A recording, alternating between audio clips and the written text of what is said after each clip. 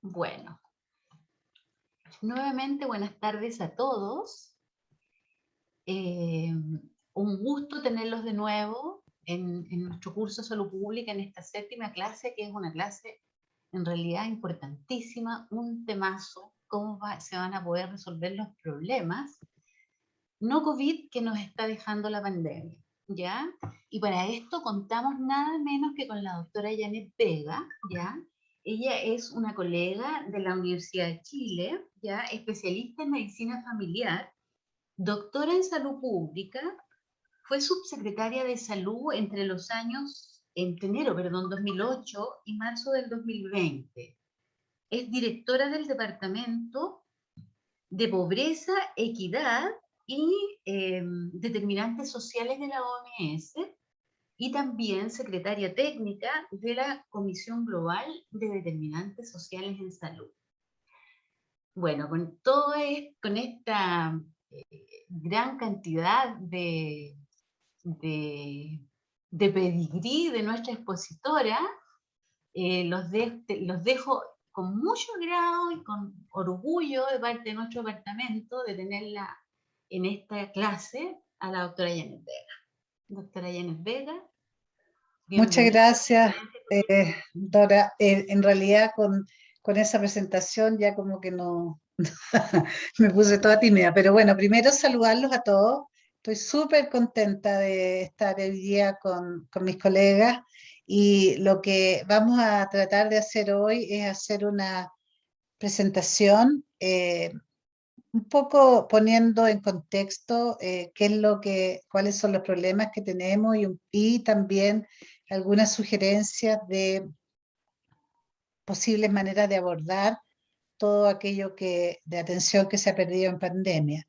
Y después de esta presentación vamos a abrir un espacio más bien para conversar, para reflexionar juntos y para intercambiar opiniones y aprender juntos. Así que, habiendo dicho esto, les voy a compartir mi pantalla para empezar.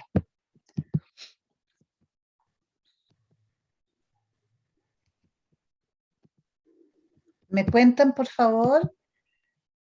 ¿Me indican si se ve? Sí, se ve. Perfecto. Entonces, para empezar, de lo que vamos a hablar hoy día es del impacto de la pandemia en patología no COVID, y también vamos a hablar un poco de recomendaciones para tener una respuesta adecuada. Para empezar esta conversación, yo quisiera compartir con ustedes un poquito de la historia de la pandemia. Y la trayectoria de esta pandemia es una trayectoria muy interesante. De hecho, esto parte a finales de diciembre del 2019, cuando empieza a aparecer un número de casos de neumonía muy inusual. En realidad hay alrededor de 4 casos que aparecen, y esos casos se vinculan a un mercado de mariscos en Wuhan. La foto la tienen ustedes a la izquierda, que es la provincia de Hubei en China. Lo que llamó la atención es que a la radiología se observa un tremendo compromiso pulmonar muy similar a lo que ocurre en los pacientes que han tenido enfermedad por Hanta, y se observa que algunos pacientes mueren, especialmente personas mayores y con otras enfermedades crónicas. Debido a esto, se empieza a estudiar qué es lo que ocurre, y a días de la aparición de los casos se detecta y secuencia un nuevo virus. El primer anuncio que se hace a la OMS es el 27 de diciembre de que hay una enfermedad de interés público, de salud pública, y la secuenciación de este nuevo patógeno ya estaba hecha la primera semana de enero. Lo otro que ocurre también es que en retrospectiva, sin embargo, ya sabemos que probablemente hay historia de brotes previos por ejemplo, unas personas que eran trabajadores mineros y que hicieron limpieza de algunos lugares donde había muchos murciélagos. Y de hecho en noviembre hubo una serie de enfermedades en esos trabajadores. Entonces hay algunos antecedentes que probablemente esto habría emergido antes. Se da el aviso a la OMS y aquí tenemos el primer tema, porque la OMS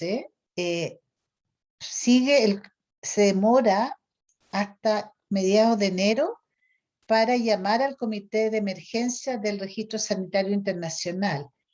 Y recién el 30 de enero, el director de la OMS declara esto como una emergencia de salud pública.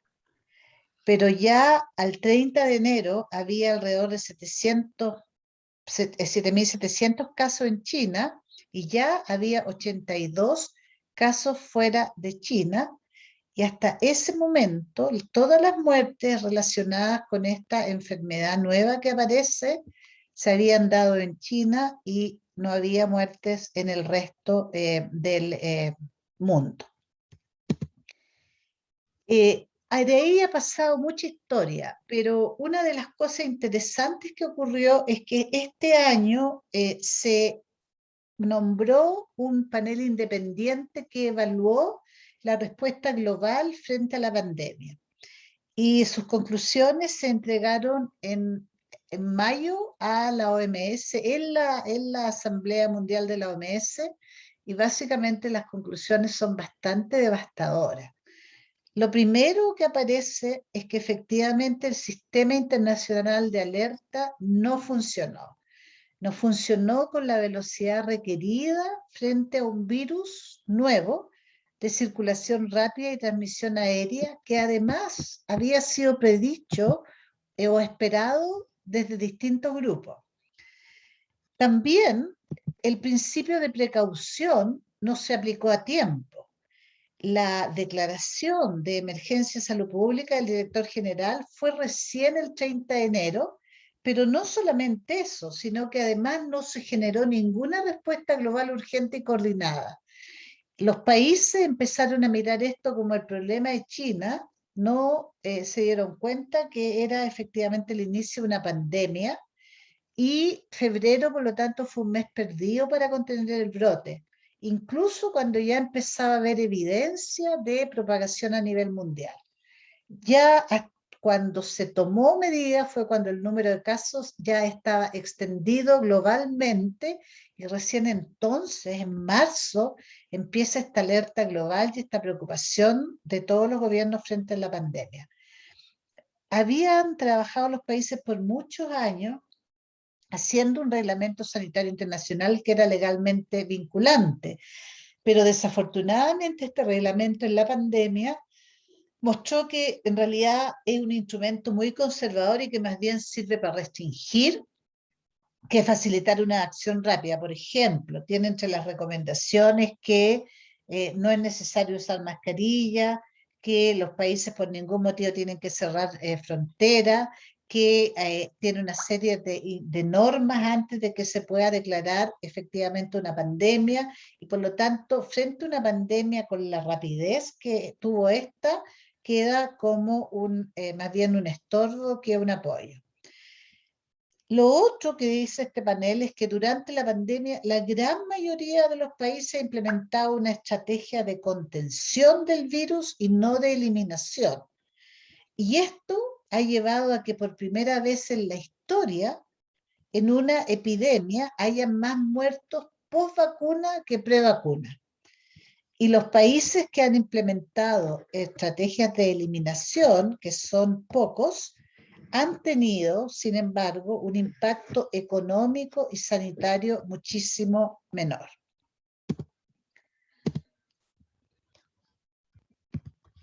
No sé por qué se me quedó pegado. Estoy tratando... Ahí. Bueno, ¿cuál es la situación global al 10 de septiembre? La situación global es que tenemos 222 millones de casos en el mundo y tenemos alrededor de 5 millones de muertes. Y si ustedes miran el gráfico, que muestra la evolución global, claramente se ve que hay alrededor de 3 olas. Hay una ola que se produce a fines del año pasado, hay una segunda ola que se produce alrededor del otoño nuestro y hay una tercera ola que se produce y que en estos momentos es la ola como que está bajando. Y también lo que muestra es cómo va cambiando y el impacto que ha tenido la epidemia en las Américas, un tremendo impacto. Y también cómo va, al comienzo en East Asia estaba relativamente controlada. Sin embargo, hay un tremendo brote, ese brote que aparece en abril ahí es fundamentalmente dado en los países del hemisferio norte por variable delta. Y después eso también se ve que empieza a pasar en los países de las Américas. Curiosamente, los países de las Américas, sin embargo, están teniendo en este momento, y sobre todo el país de América del Sur, una tremenda disminución de casos, que la verdad es que no hay mucha explicación por qué. Se cree que es porque un porcentaje importante está vacunado a la población, porque hubo un brote muy alto, por lo tanto también hay un porcentaje de personas inmunizadas y que por esa razón probablemente la variante Delta no está haciendo los estragos que ha hecho en otros lugares y también porque nosotros hemos tenido fundamentalmente lo que antes se llamaba la variable P1 brasileña, una epidemia de P1 que no es lo mismo que en los otros lugares, entonces probablemente esta cepa sea una cepa que sea más transmisible que Delta y que de alguna manera nos haya dejado inmunizados. En Chile, lo que uno observa también es que ha tenido, si uno mira, tenemos básicamente la primera ola, que fue el invierno pasado en el 2020. Luego tenemos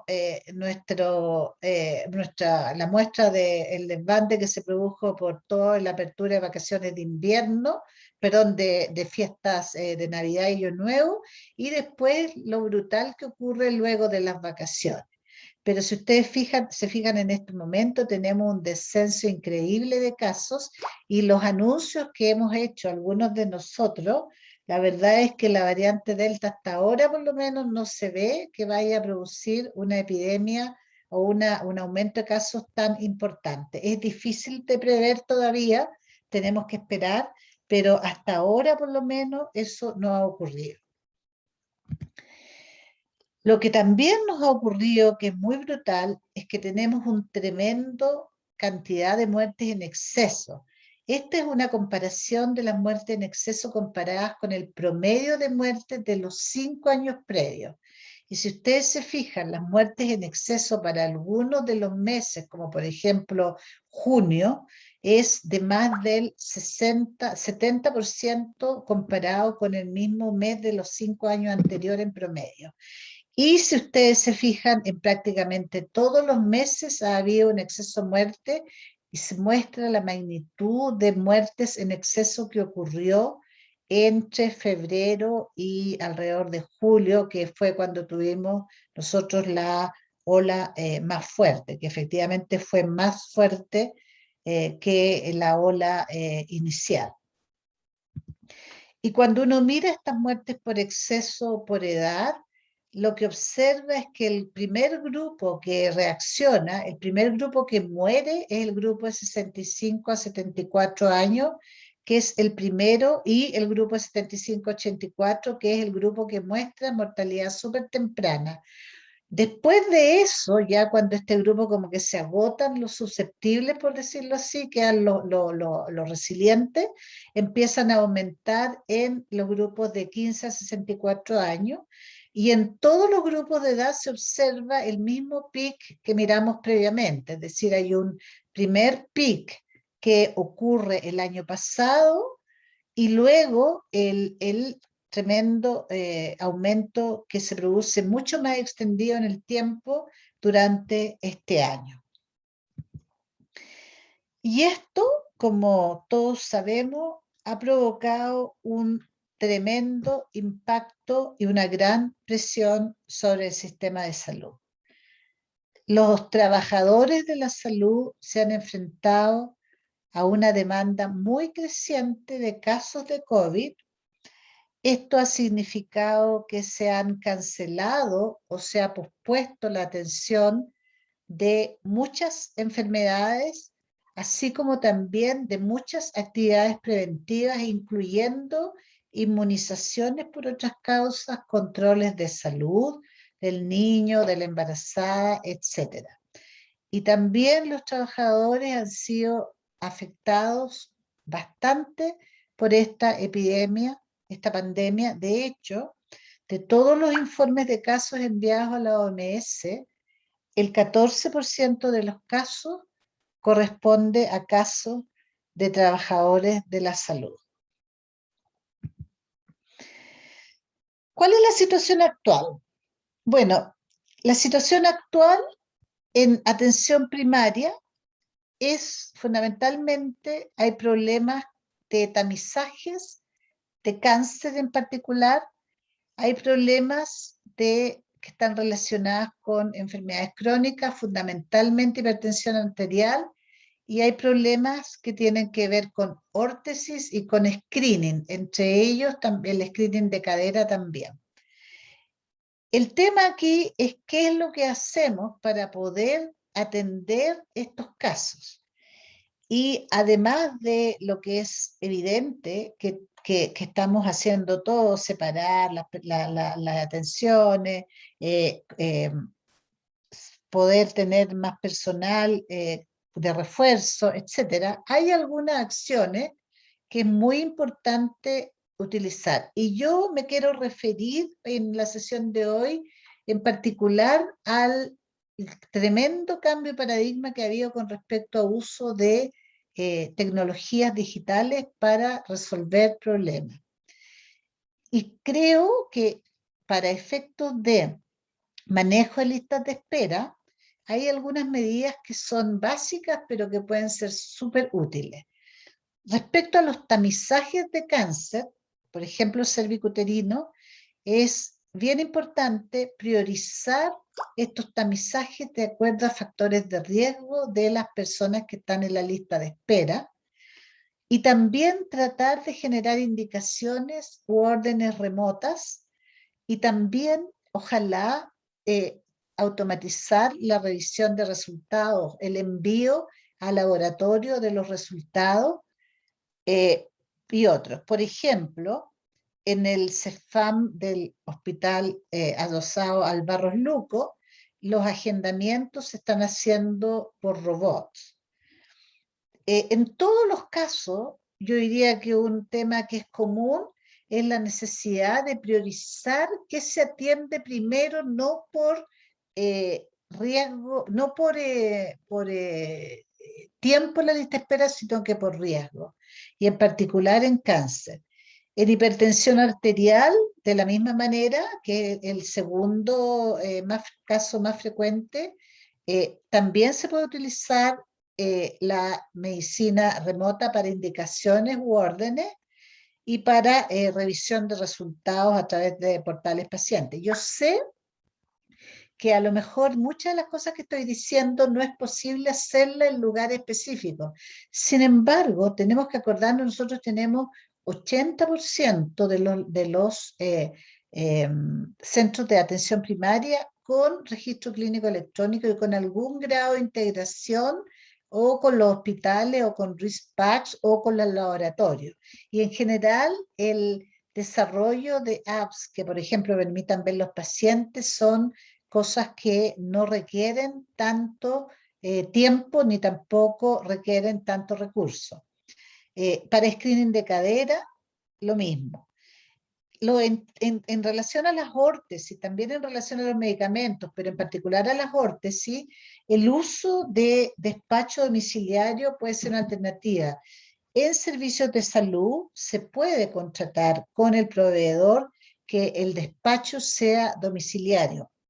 Lo mismo para los medicamentos, pero para esto tenemos que sacarnos de la cabeza la idea que tenemos de que nosotros somos como los guardianes de cuántas tabletas le damos a los pacientes, de cómo las usan, etc. porque para poder de alguna manera mejorar la eficiencia de nuestra atención, requerimos entregar la facultad al paciente de administrar realmente sus medicamentos, por ejemplo. ¿Cuáles son las recomendaciones para poder hacer esto en realidad? Bueno, en primer lugar, en los centros de atención primario, tener una especie de gestión semanal en que se haga la revisión de las listas de espera o garantías rechazadas. Y de estos pacientes tratar de seleccionar cuáles pueden ser posibles de resolver vía remota, de acuerdo al tipo de necesidad o al tipo del paciente.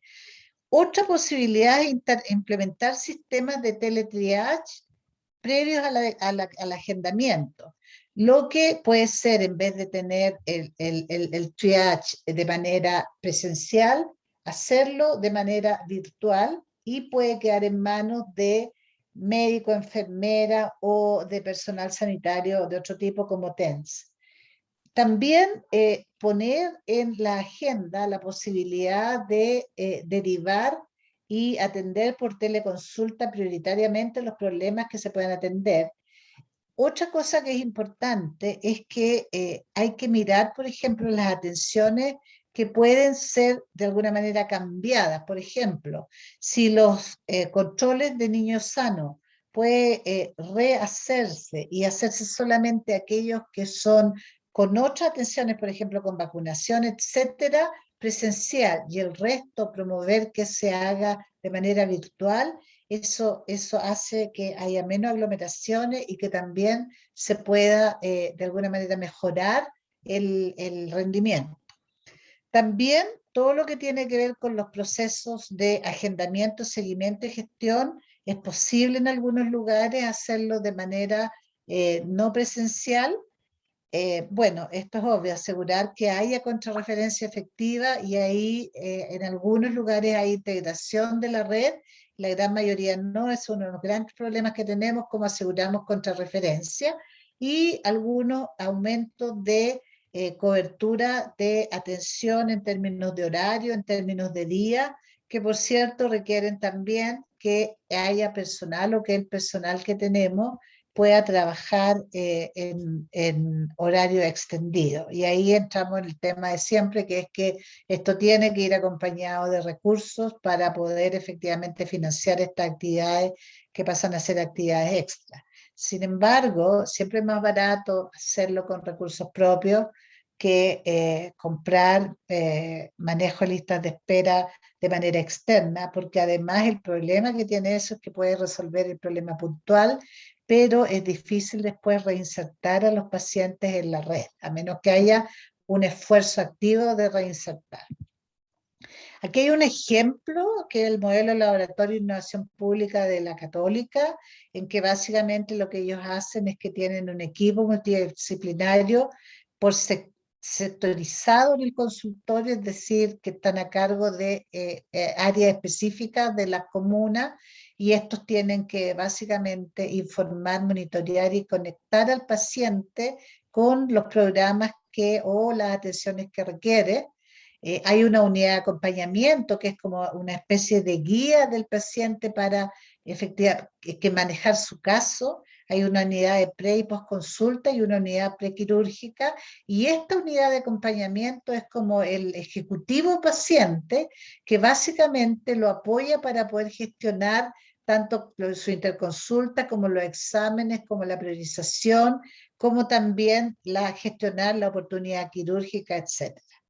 Y eso en el fondo significa que hay un equipo que está a cargo y hay un equipo que está sectorizado a cargo de este, entre comillas, viaje del paciente. Tener en cuenta que si hacemos atención por telemedicina, esta debe ser completando el flujo completo. Es decir, telemedicina no es solamente la atención del paciente específica, sino que tiene que estar contemplado cómo entregamos recetas, medicamentos, órdenes de exámenes, licencias médicas, citaciones a control y derivaciones con especialistas. Y por cierto que tenemos que tener y cumplir el protocolo de atención, dependiendo del tipo de patología y de paciente, Y este protocolo debe tener al menos también calculado y definido quién va a hacer el llamado para partir la consulta, cuál es el tiempo mínimo de llamado de consulta, cuál es el tiempo para preguntas, para indicaciones y para registros, de la misma manera de que si es una atención presencial. ¿Qué pasa en la atención secundaria? Bueno, en la atención secundaria, los tipos de garantías que, como todos sabemos, son básicamente consultas por especialista, y específicamente ahí hay mucha consulta oftalmológica, que son consultas que básicamente también un porcentaje importante, si es que están las unidades específicas de la atención primaria, pueden ser resueltas ahí, porque son, en general, son vicios de refracción y que más bien responden a que no hay especialistas en la atención secundaria. Para esto, por cierto, se puede utilizar también fonoteleconsulta para esta consulta por especialista. Todo en general que tiene que ver con control de especialistas se puede efectuar por teleconsulta. La confirmación, sin embargo, requiere atención presencial, pero todo el resto de la gestión de caso previo a la visita, solicitud de examen, etcétera, se puede hacer vía digital.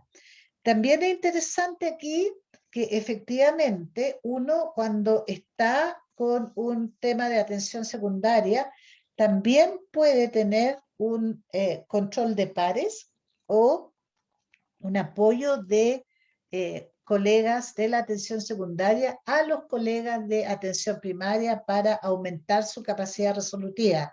Un ejemplo, por ejemplo, en los programas que hay en Talcahuano, en que efectivamente tienen un programa que funciona bastante bien para resolución de la garantía de tratamiento médico de insuficiencia renal crónica. Y hay muchos otros ejemplos, teledermatología, etcétera. Y aquí el otro tema es el tema del despacho de medicamentos a domicilio. La verdad es que no hay ninguna razón, de verdad ninguna razón, excepto algunos medicamentos muy específicos, para que los medicamentos en este momento no puedan ser enviados a domicilio. Ya hay receta médica electrónica, se puede llevar el control de stock, hay mucha menos pérdida. El despacho aparte de que hay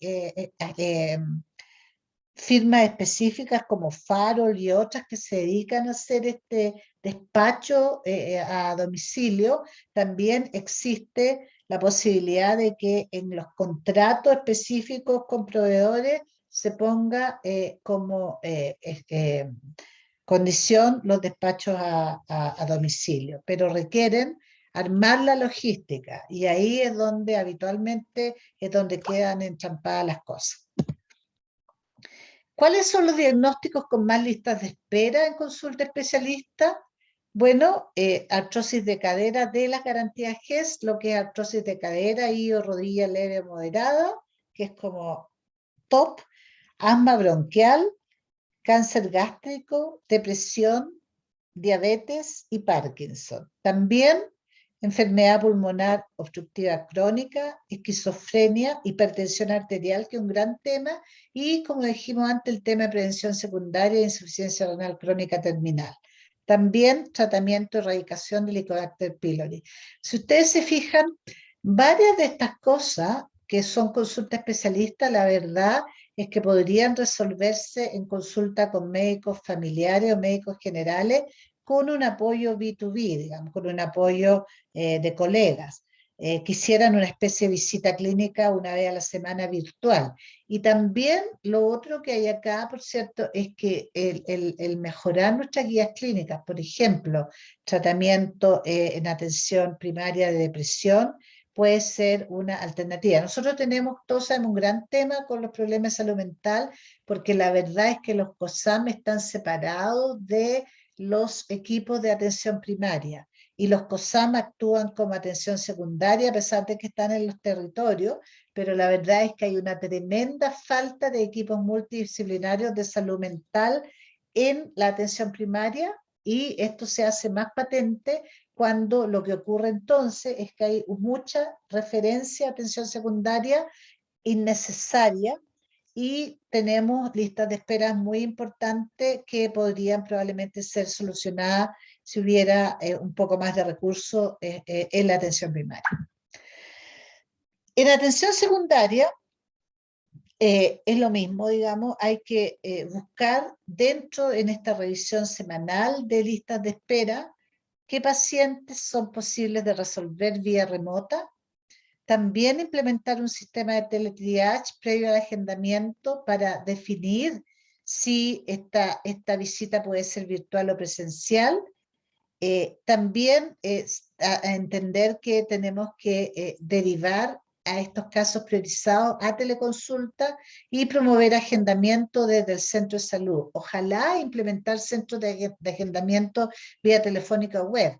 De nuevo, en algunos lugares donde hay ficha clínica electrónica que está integrada en toda la red, que desafortunadamente son pocos aún, es posible implementar la interconsulta que vaya de manera digital y la contrarreferencia también que vaya de manera digital porque se escribe en la misma ficha clínica. Desafortunadamente esta no es la situación en la mayoría de los casos y el problema que tiene de no tener integrada esta información es que muchos de nuestros pacientes terminan haciéndose exámenes dobles porque se les tienen los exámenes pero no tienen luego la hora y por lo tanto hay que repetir los exámenes, etcétera, etcétera, etcétera. También la atención a distancia debe completar, debe tener el flujo completo, tanto agendamiento, atención, la entrega de receta, la citación a control o alta y en caso necesario la indicación quirúrgica. La atención también debe tener un protocolo muy claro de atención de acuerdo a patología y tipo de paciente.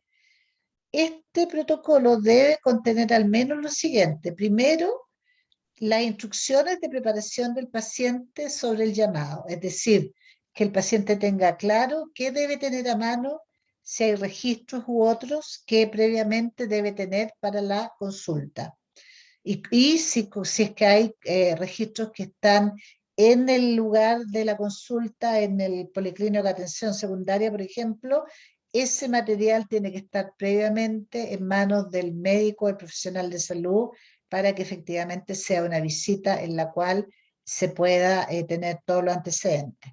Definir cómo y quién hace el llamado, definir si es factible hacerlo por videollamada o si es necesario utilizar el teléfono, definir normas de rendimiento mínimo del llamado, las preguntas mínimas a incluir en la llamada, o sea, cuál va a ser la anamnesis mínima, cómo se van a plasmar las indicaciones y el seguimiento de estas indicaciones, por ejemplo, el seguimiento para que el paciente reciba los medicamentos, tenga la interconsulta, los exámenes, y cómo se va a registrar y dónde se va a registrar.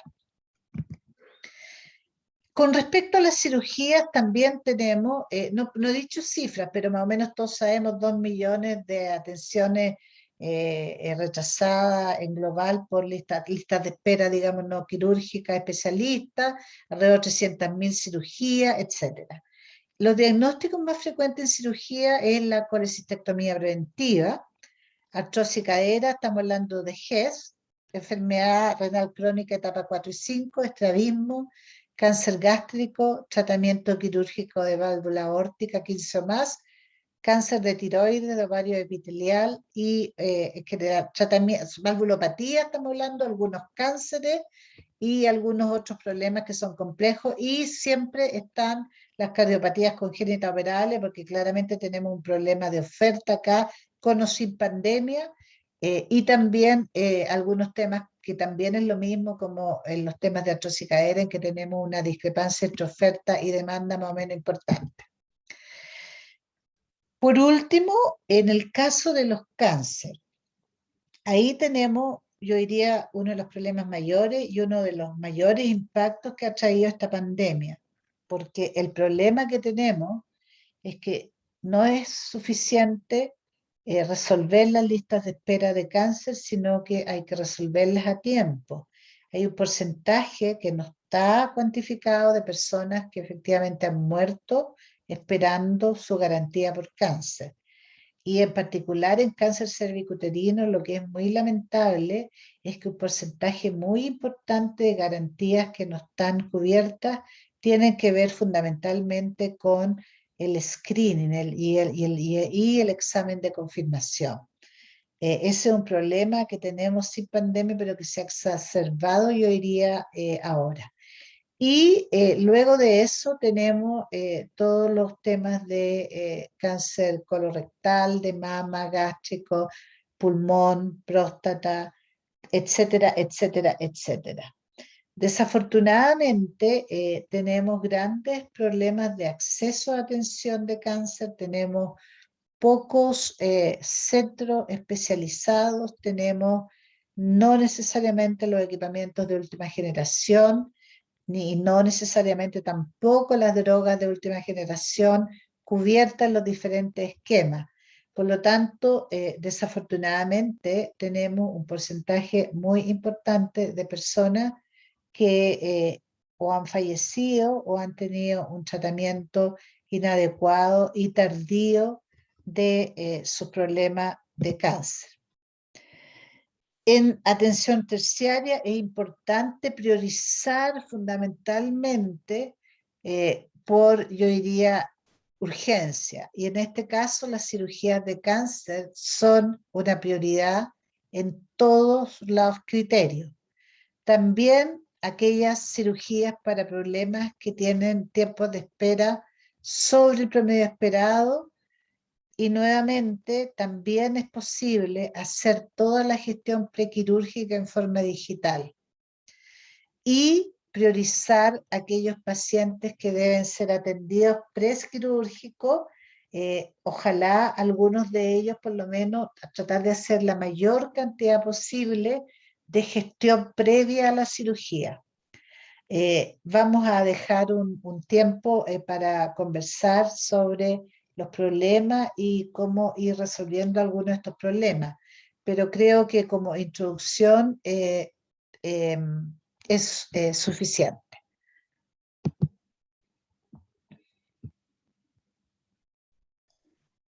Por ahora eso. Ya, Janet, muchas gracias. Ha sido extenso y bastante descriptivo. Respecto a las preguntas, pueden escribirlas en el chat o bien pedir la palabra y la vamos a ir dando. Y podemos conversar de COVID, podemos conversar de lo que quieran, digamos. O sea, conversemos de los dos temas, digamos, porque yo sé que hay mucha pregunta también de COVID específicamente y podemos aprovechar la oportunidad para conversarlas también. Sí. El doctor Vaz hace una consulta. Si quieres, la haces directamente, Camilo. Dale, Camilo. Estoy en el consultorio y mi computador es medio antiguo, no sé si ni siquiera si se escucha. Sí, se se escucha escucha. bien. Ah, ya. Hola doctora, quería consultar, Hola. parece que la cámara está medio mala, así, Eso que sí. en el caso de la presentación de los establecimientos de atención primaria, el diagnóstico es en base a qué porcentaje de la cantidad de consultorios que hay en Chile en términos de establecer una línea base, porque me da la impresión de que hay algunos aspectos que, de todas maneras, nuestra atención primaria es bien heterogénea, pero que no necesariamente, con respecto, por ejemplo, a lo de salud mental, me parece que los equipos de atención primaria, los equipos psicosociales y sobre todo la presencia de psicólogos y médicos involucrados en salud mental es significativa.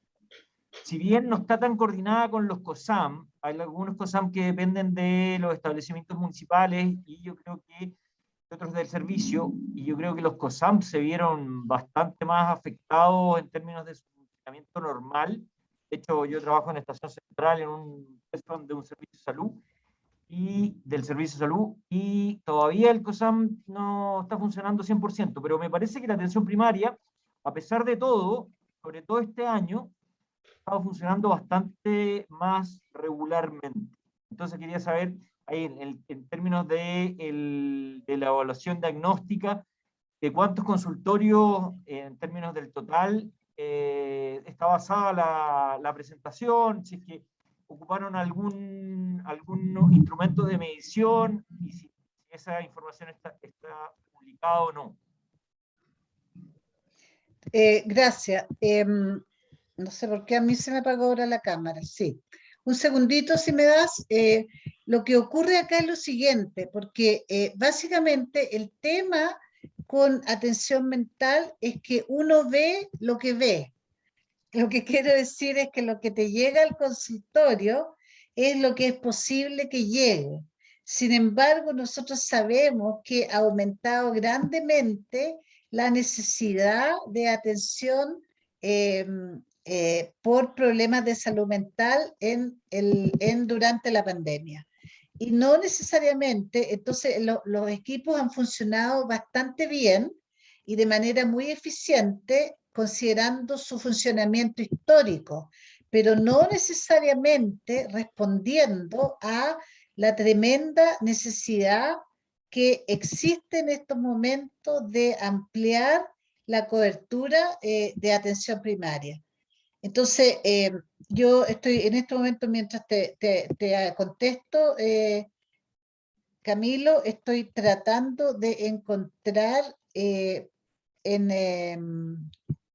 uno de los datos que tenemos acá de exactamente cuánto es lo que se requeriría, si no lo encuentro te lo mando, porque ese cálculo lo hicimos eso con otro sombrero. Yo estoy participando en una de las campañas como apoyando el equipo de salud y una de las cosas que vimos, más allá del tema de la pandemia, es que efectivamente teníamos un tremendo déficit de atención de salud mental en el nivel primario y que incluso una de las promesas que había en esa campaña era primero hacer un plan como casi de reparación, lo primero, un plan de tratamiento de estrés postraumático en los primeros 90 días de gobierno. Y también teníamos fundamentalmente un tema de, en aquellos lugares, y habíamos hecho el cálculo de cuántos centros de salud no tenían sus equipos completos para poder atender la mayoría de los problemas de salud mental. Es más, cuando uno miraba los centros que se estaban creando y construyendo, no necesariamente había un espacio definido para poder tener atención de salud mental con un enfoque de salud familiar. Sigo hablando y sigo sin encontrarlo, así que lo que sí me comprometo, Camilo, es que aquí lo tengo. Mira,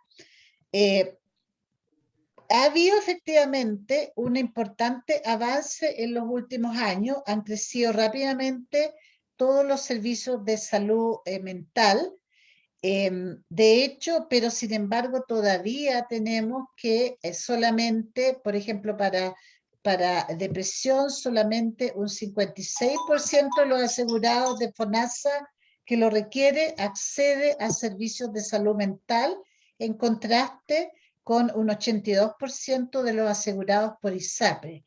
Y hay un tratamiento muy limitado en niños, niñas y adolescentes, con un 42,9% de acceso a tratamientos en niños y niñas de 0 a 9 años y un 33,2% de adolescentes que requieren cubiertos de 10 a 15 años.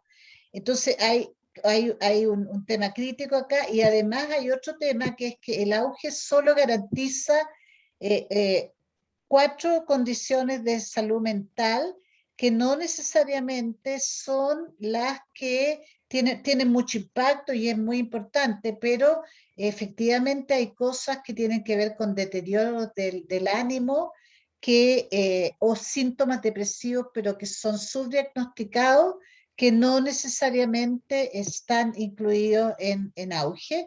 Y además tenemos el otro problema de que el tema de consumo de drogas y alcohol, que ha ido aumentando de una manera muy importante, tampoco necesariamente está cubierto en los presupuestos y en salud mental.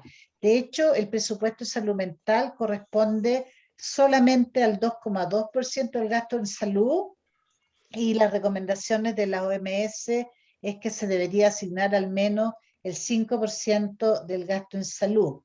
Es cierto que la dotación de recursos humanos ha crecido, pero esto no necesariamente ha estado acompañado por integrar a profesionales entrenados para ofrecer servicios de salud mental para enfermedades que tradicionalmente se tratan en la atención secundaria, en la atención primaria. Dora. Doctor de la Torre, buenas tardes. Hola, buenas tardes. Un cariñoso Adelante. saludo a la doctora Vega. Gracias. ¿Cómo estás, Juan José, tantos años? Siguiéndote la pista en todos tus Lindo. exitoso currículum de gira nacional e internacional. Eso. Oye, Janet, quiero hacerte dos preguntas por el nivel de contacto nacional e internacional que tú tienes. El cuello de botella que tenemos en cirugía y el cuello de botella que tenemos en especialidades no se resuelve con jornadas de lunes a viernes con pabellones que decaen a las 2:30 de la mañana y con consultorios que están vacíos en la tarde. No se ha hecho alguna proyección por parte del Ministerio de lo que significaría tablas quirúrgicas de 12 horas de lunes a sábado y consultorios con atención hasta las 20 horas de lunes a viernes, con incentivos, tal como se hizo en un tiempo con los médicos que hacían lista de espera, ¿no? Que fue exitosa en algunas especialidades. Trauma fue un buen ejemplo en el caso del crítico, por ejemplo. La pregunta es esa: ¿se va a disponer de recursos y de ingenio que pueda apoyar lo que tú estás mencionando, en el sentido de hacer más operativos los establecimientos, porque de lo contrario es imposible resolver la brecha que tenemos? Gracias.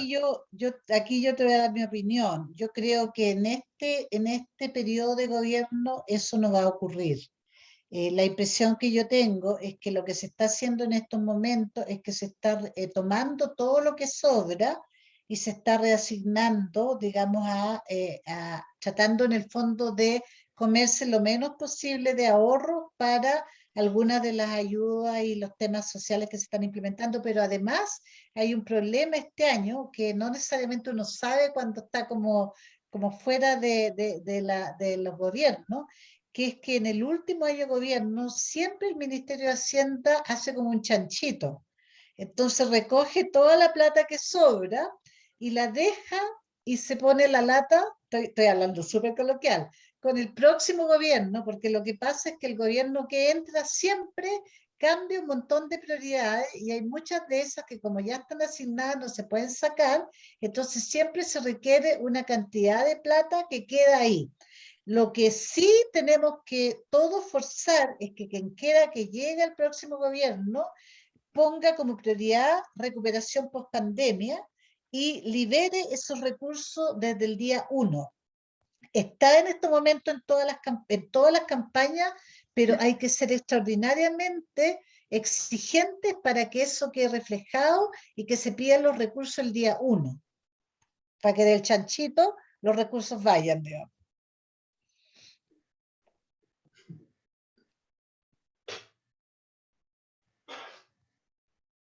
¿Algún otro comentario, reflexión, pregunta? Aprovechemos a Janet. El doctor Ferrari. Dale, Lautaro, puedes prender tu micrófono. Hola, buenas tardes. Hola. ¿Cómo está, doctora Janet? Bien. Yo estoy como bastante preocupado en realidad de la situación que va a ocurrir post pandemia. En primer lugar porque así como estábamos hablando de los temas de recursos, se han destinado una tremenda cantidad de recursos para poder sostener el tema de la respuesta ante la pandemia, el tema de las residencias sanitarias, cómo se han tenido que destinar recursos a urgencia, a terapias, y hasta el momento todavía no sabemos cuánta es la cantidad de recursos económicos que se han tenido que redestinar.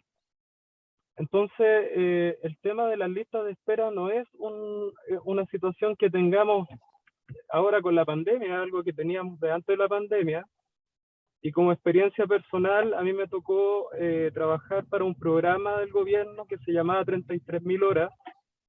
Entre los años 2015 y 2017 me asignaron reducir cerca de 7.000 pacientes de lista de espera desde el año 2009 de oftalmología.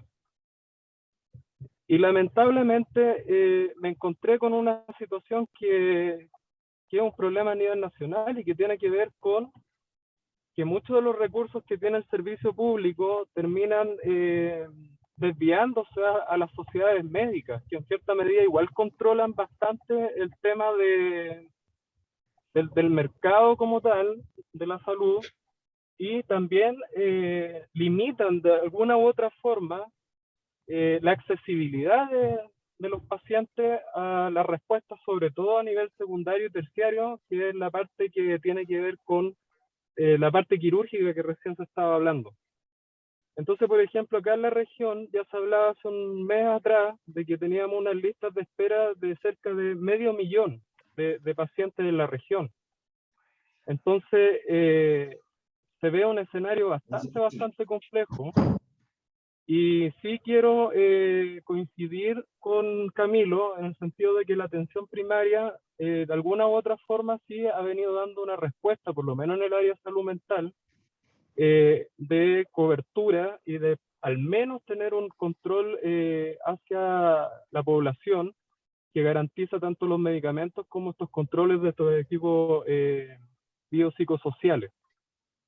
Pero me preocupa realmente el escenario que viene, post pandemia, por la cantidad de pacientes que ya hay en lista de espera, que no fueron vistos durante la pandemia, que ya venían de atrás, y el problema con los recursos económicos, porque los salones muchas veces tampoco tienen los equipos que son lo más adecuados, con las mejores condiciones. Muchas veces los servicios optan por comprar los servicios los privados y eso es tremendamente caro también.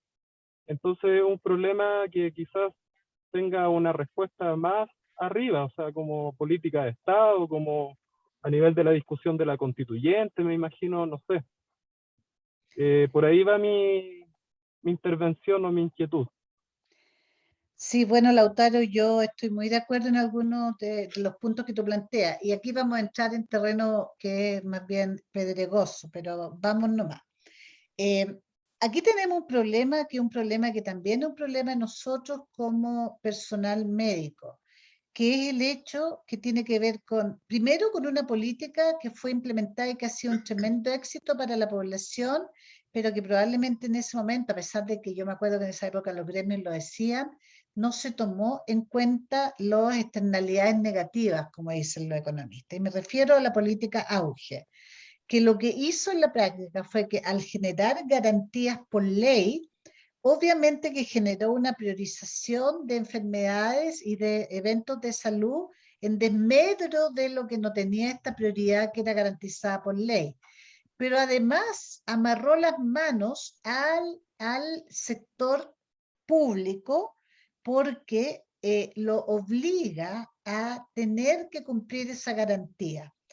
¿Qué es lo que ocurrió con eso? Bueno, ocurrió, y voy a caracterizarlo con algo que es como bien burdo, pero que si yo era, no sé qué cosa decir, voy a poner decir traumatólogo, que me perdonen los traumatólogos que están acá, y estaba en un lugar remoto, en un hospital, qué sé yo, base, en un pueblo pequeño o en una ciudad mediana, en el cual éramos 2 traumatólogos en el hospital, que éramos los que estábamos resolviendo todas las patologías auge.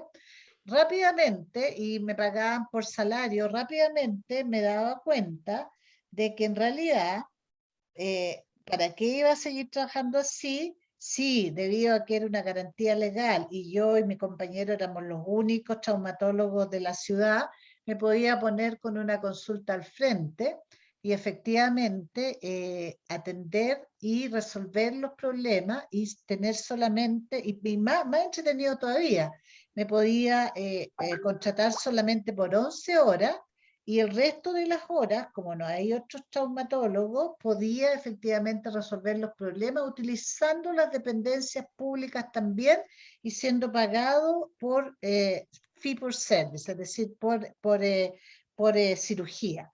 Con lo cual, el salario primero me cambia, pero genero un gasto brutal y me paso del presupuesto como hospital. Pero además, desde el punto de vista ideológico, es súper contradictorio que algunas de las personas que decimos que tenemos visión de servicio público, en el fondo nos transformemos en prestadores privados utilizando servicios públicos 2/3 de mi jornada, y 1/3 de mi jornada estoy como médico público. Pero además, cuando se intenta regular esta situación, salgo diciendo cómo es posible que le estén entregando la lista de espera a los centros privados si nosotros los médicos públicos los podemos resolver. Claro, pero hay que resolverlo en el fondo como médico público.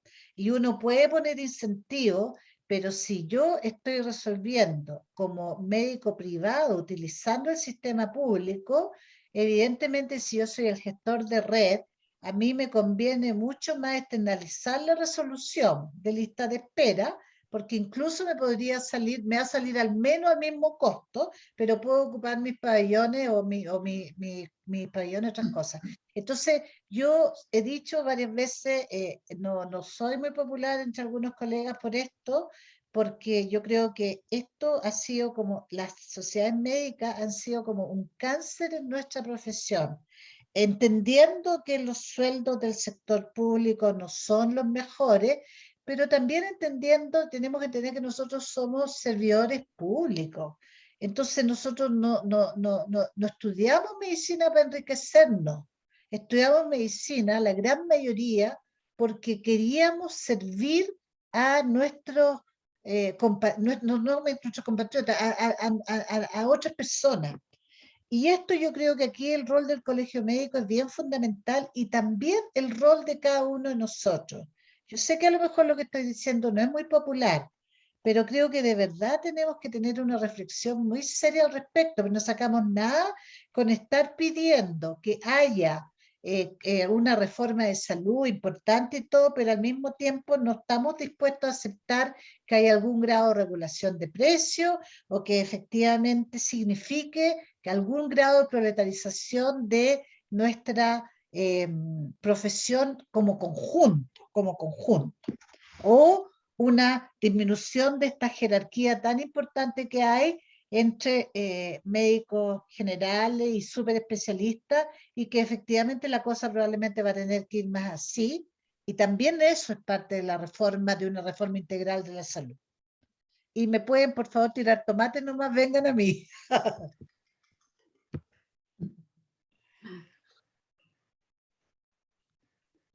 Totalmente de acuerdo, Janet. ¿Alguien más quiere opinar, reflexionar?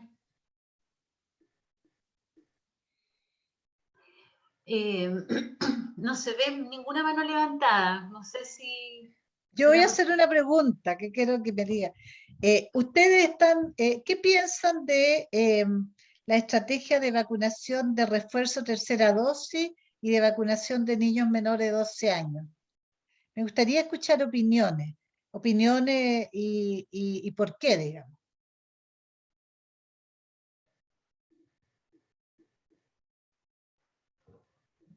Dale, Lautaro. Levanto la mano, el primero. Está buena la pregunta. Primero porque igual estamos como en una etapa que es bastante, con un escenario mucho más optimista de lo que podríamos haber tenido al comienzo de la pandemia, donde no había vacuna, y de pronto empezaron la comunidad internacional a darnos respuestas y estrategias de control de la pandemia, hasta llegar a este tema de la vacunación de la población con diferentes vacunas, y que en cierta medida ha dado respuesta positiva. O sea, es notorio que hemos tenido lógicamente un cambio epidemiológico, y Y claro, el tema de la tercera dosis es como, bueno, vamos a seguir reforzando aún más el- la buena racha que estamos teniendo, si podríamos llamarlo de esa forma, y vamos a asegurar también la población menor o jóvenes, niños, para, sobre todo con el tema de la tranquilidad que podemos tener con la regulación del inicio de clase, etcétera. Yo lo veo como en ese sentido. Ahora, no, nunca me deja de preocupar un poco el hecho de que parte de un proceso de acción. Eso siempre me está preocupando un poco, siempre uno tiene que cuáles son dentro de las características de las vacunas sus ventajas y también sus desventajas, los efectos adversos que podría provocar o lo que podría verse en el futuro. Pero lo que estamos viendo en este momento es que dentro del marco de costo-beneficio, lógicamente esta campaña de vacunación ha sido tremendamente exitosa desde mi punto de vista. Así es que pienso que si la idea es asegurar aún más la población, podría ser considerada una buena estrategia sanitaria. Eso. Ahorita. Entonces, Sí, yo pienso, Janet, que es absolutamente necesario, considerando que el agente etiológico en menos de un año y medio ha mutado por lo menos en media docena de especies distintas. De tal manera que yo pienso que los refuerzos, ¿no es cierto?, y la vacunación periódica futura van a ser un planteamiento epidemiológico normal. Lo que sí me llama la atención es que he observado mucha reticencia en vacunación infantil, considerando que las madres en Chile han sido siempre nuestras aliadas en los programas de vacunación infantil, que son famosos en todo el mundo, ¿no? Y entonces, eso no sé si ha sido por un error de los comunicadores que han transformado todos los matinales, ¿no es cierto?, en verdaderos escenarios epidemiológicos, o no hemos sido capaces de entregar un mensaje que sea coincidente con el Programa Nacional de Inmunización, por ejemplo. No sé, es una observación muy, muy personal. Gracias. Bueno, yo pregunto esto por lo siguiente, porque cuando uno revisa la evidencia internacional, no hay evidencia o la evidencia es contradictoria de que se requiere una dosis de refuerzo aún. Y tampoco hay evidencia ni autorización de vacunar en niños menores de 12 años en ninguna parte del mundo. Lo que hay es estudios clínicos. Entonces, a mí me llama mucha atención porque yo personalmente siento que estoy como dividida, en el sentido de que si lo miro desde el punto de vista científico y hablo con Gabriel Rade, qué sé yo, no existe la evidencia realmente. No deberíamos estar ni poniendo refuerzos solamente en inmunodeprimidos ni vacunando menores de 12 años.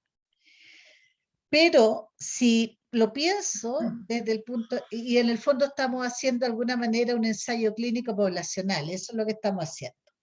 Pero si lo pienso desde el punto de vista de un análisis más histórico, vacunas de tipo atenuados, como la que estamos poniendo, en general son bien toleradas y como que mal no le van a hacer a la gente. Puede que a lo mejor no le hagan tan bien o que estemos contándonos un cuento, pero mal no le van a hacer. Entonces, por eso que me llama la atención, porque hay una aceptación, y por eso que les preguntaba, de prácticamente universal de que está bien, de que tenemos que hacer eso. Pero fíjense que nosotros que somos al mismo tiempo científicos, estamos aceptando algo que no tiene evidencia clara en el mundo, aún. Y a mí me preocupa un poquito, yo tengo cierta reticencia para la vacunación en niños menores de 12 años, no con Sinovac, pero sin duda con Pfizer. Porque lo que sí se ha visto con Pfizer es que hay un aumento significativamente estadístico de aparición de miocarditis, de casos de miocarditis, en niños vacunados con vacuna RNA. Entonces, lo que sí tenemos que ser extraordinariamente cuidadosos es que si vamos a vacunar a niños, cuando digo niños ya más pequeñitos, yo por lo menos no vacunaría por ningún motivo con Pfizer. Y eso es importante que tengamos y que monitoreemos esa literatura, porque eso está como apareciendo bien fuerte, digamos.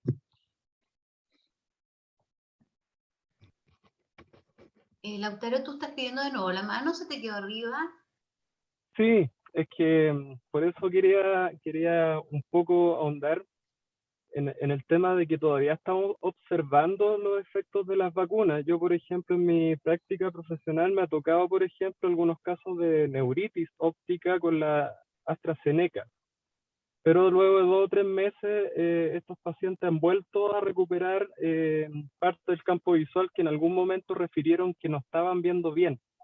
Entonces, cuando uno se pone a estudiar la literatura y dice, claro, existe la neuritis óptica post vacuna, entonces uno dice, bueno, ¿ya cuál es la vacuna más segura? Entonces, es como que todavía está todo en estudio.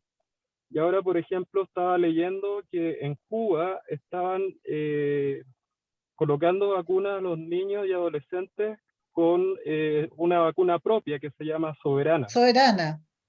Y creo que estaban en este momento, habían solicitado una exposición en la Universidad de Harvard para que se explicara más o menos cómo estaba haciendo el proceso de vacunación en la isla. Entonces, igual son como noticias y aspectos de la evidencia que todavía tenemos que seguir monitorizando. O sea, como que no podemos tener una respuesta tan certera ante el tema, pero sí es importante lo que dice el colega en relación a que sí tenemos que tener una posición clara en que las vacunas sí son necesarias, porque eso también ha originado en cierta medida una incertidumbre en la población y de pronto noticias contradictorias, con gente que de pronto ha fortalecido los movimientos antivacunas y eso ha provocado daños. Gente Así que es. se ha complicado enormemente con la enfermedad y que ha fallecido incluso. Sí, Entonces, una cosa, por ahí va eso. una cosa Gracias. interesante es que Cuba tiene autosuficiente en producción de vacunas para todo su programa nacional. Y ahora tiene su propia vacuna desarrollada, que es una vacuna virus inactivado, como las otras, pero que lo hicieron con sus propias pistolas. No va a ser aprobada, se lo aseguro, como tampoco va a ser aprobada la Sputnik por la organización occidental,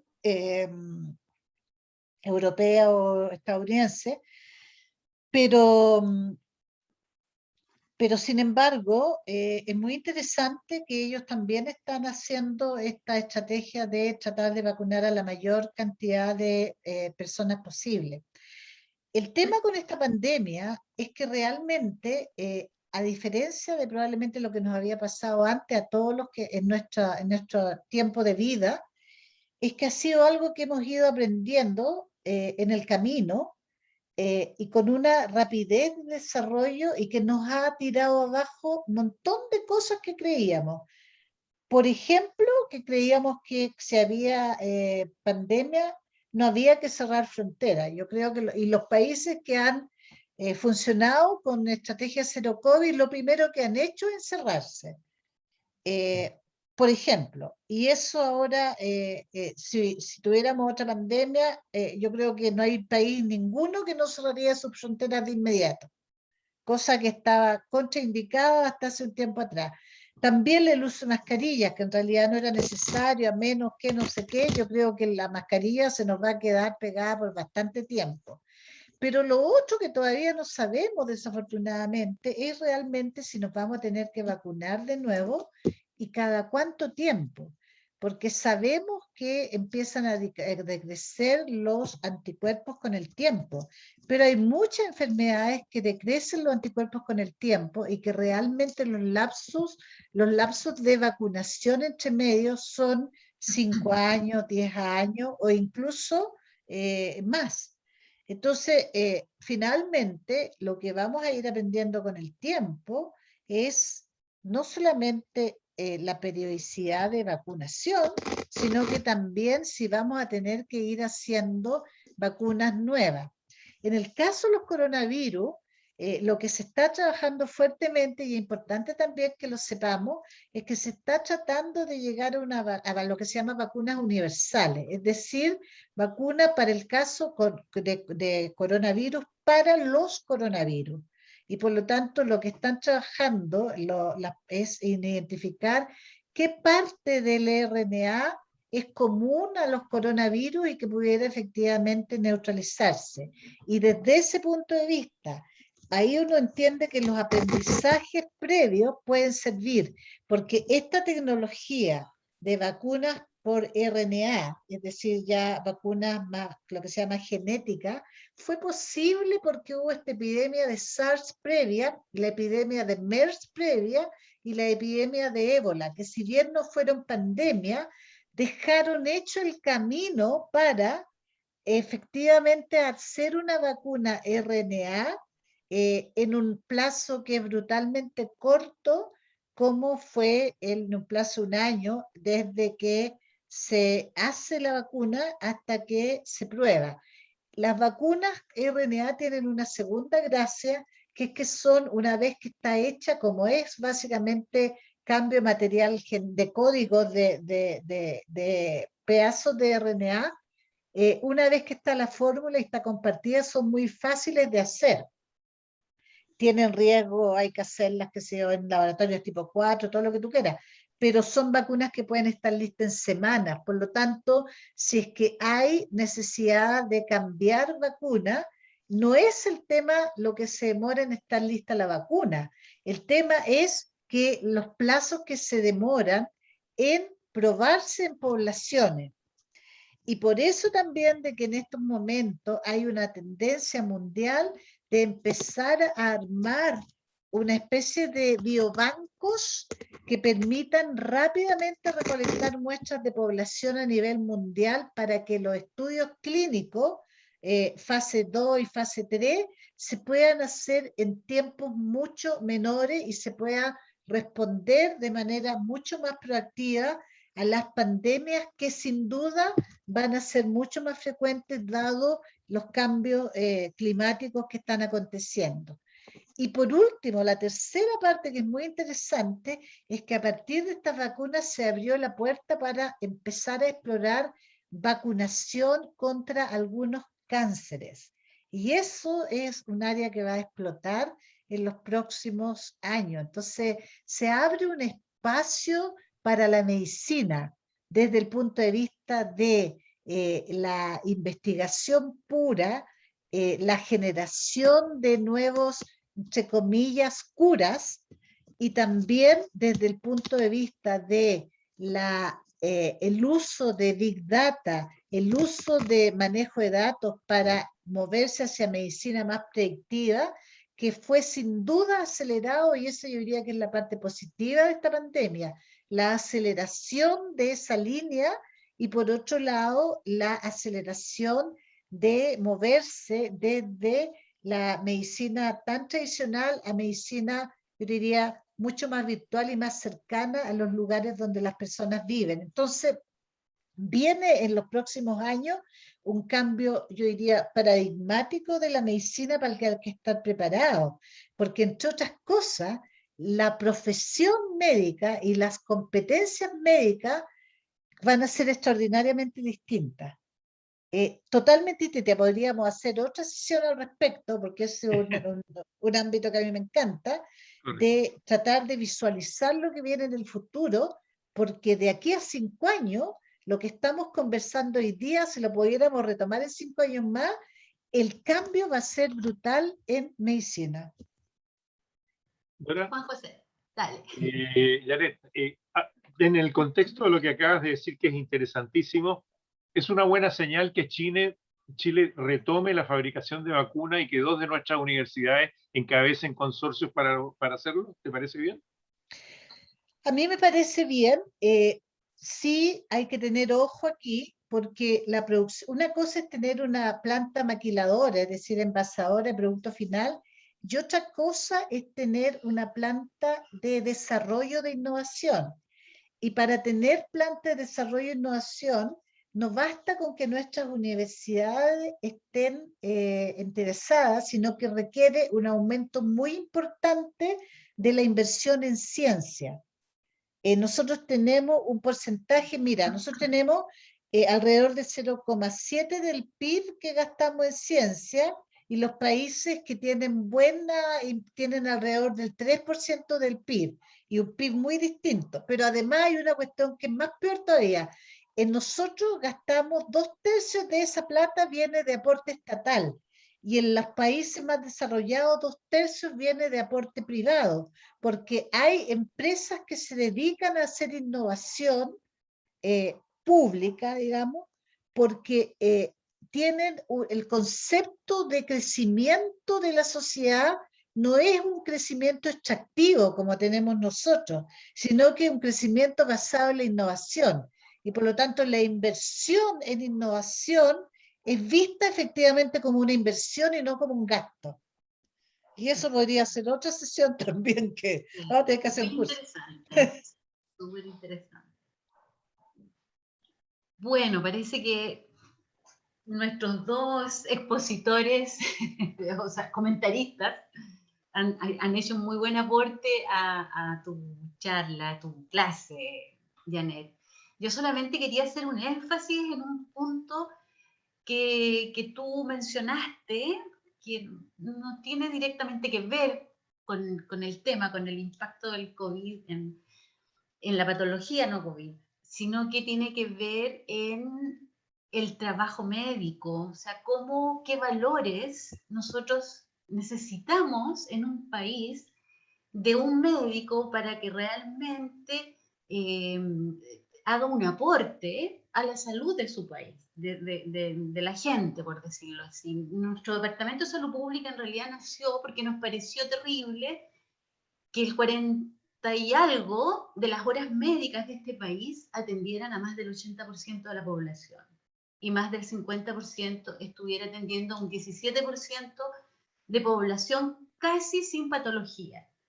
Entonces nos pareció que era importantísimo fortalecer, y como siempre lo he dicho, encantar y enamorar a los colegas y a los futuros colegas, porque este curso también es para todo el equipo de salud pre y posgrado, ¿ya? Para digamos, que enriquezcan, que agranden, que lo hagan potente y capaz de resolver los problemas de salud de nuestro país. Así Sí, que Dora, este ahí curso, también otro tema, yo creo que ahí ahora que viene, yo creo como nunca está la oportunidad de hacer un cambio de verdad en cómo visualizamos la salud, porque aquí nosotros tendemos también a ideologizar todo, lo cual no es malo, pero como con anteojera. Y finalmente la pregunta que nos tenemos que hacer como sociedad: ¿qué diseño sistema de salud es el que nos acomoda más a todos? Y esa pregunta, hay cosas que yo creo que deberían estar zanjadas. Por ejemplo, que no queremos tener un sistema fragmentado, que no queremos tener un sistema que no esté integrado. También la pandemia ha probado que es posible tener esta integración, que no podemos seguir con estas tremendas diferencias de acceso que hay, y que además ese acceso no solamente es diferente entre pobre y rico, sino que en el lapso de la vida, en la medida en que cuanto tú más necesitas, aunque hayas sido el súper pudiente, cuando llega el momento de que te jubilas y tienes menos ingresos, todo el esfuerzo que hiciste por pagar para tener protección financiera básicamente desaparece, y es como que partes de nuevo y nuevamente con el asegurador público que se hace cargo de ti. Entonces, la reflexión del sistema de salud que queremos es muy importante, porque más allá de lo que pensemos desde el punto de vista teóricamente, yo soy de esto, yo soy de este otro, al final aquí lo que nos estamos cuestionando es qué tipo de sociedad queremos construir. Si vamos a construir una sociedad, si creemos o no que existen bienes públicos, que es la primera pregunta. Primero, si existen o no derechos que son derechos por el hecho de tú ser sujeto. ¿Y cuáles son esos? Segundo, si dentro de eso existen bienes públicos, cosas que tienen que ser garantizadas independiente de si tú eres hombre, mujer, ISAPRE, no sé qué, inmigrante, sí o no, y cuál es ese core que efectivamente tiene que ser así. Y tercero, ya los temas que son posteriores, que es, ok, y para lograr eso, ¿cómo entonces armamos nuestro sistema de provisión de salud y nuestro sistema de financiamiento de salud? ¿Seguimos con un sistema de seguro mixto con impuestos generales? ¿Nos movemos hacia impuestos generales? ¿Nos movemos hacia un seguro único? ¿Mantenemos un aseguramiento separado? ¿Quién provee? ¿Provee fundamentalmente el sector público o definimos que vamos a tener una provisión fundamentalmente privada? Y si es así, ¿cómo vamos a regular esta provisión privada? ¿Cuál va a ser el rol del Estado? Entendiendo que el Estado no es el gobierno de turno, sino que el Estado es el garante de que se cumplan los derechos de los ciudadanos. Entonces, esa discusión es extraordinariamente importante, sobre todo para los colegas más jóvenes, porque va a moldear en el mundo en el cual van a trabajar, van a tener hijos, van a formar familia, van a envejecer. Entonces, es muy importante participar, porque esto va mucho más allá de que esté la no sé cuantito, el no sé cuantito, de que este me cae mal porque es momio o este es del rojerío. Tiene que ver con una cosa mucho más amplia que tenemos que afrontar, porque claramente la sociedad que hemos formado nos da cuenta de las necesidades que tenemos como sociedad.